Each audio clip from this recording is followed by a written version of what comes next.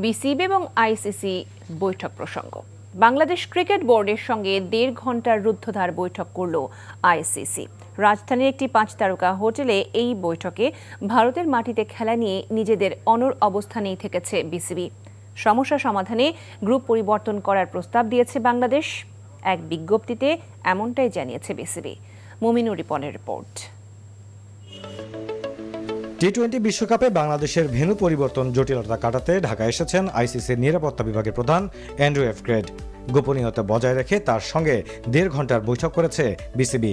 বোর্ডের পক্ষে উপস্থিত ছিলেন সভাপতি আমিনুল ইসলাম, 2 সহসভাপতি সাখাওয়াত হোসেন ও ফারুক আহমেদ, পরিচালক নাজমুল আবেদিন ফাহিম এবং প্রধান নির্বাহী কর্মকর্তা। প্রত্যাশিত সময় ভিসা না পাওয়ায় অনলাইনে যুক্ত ছিলেন আইসিসির events and corporate communications manager Gaurav সাক্সেনাও।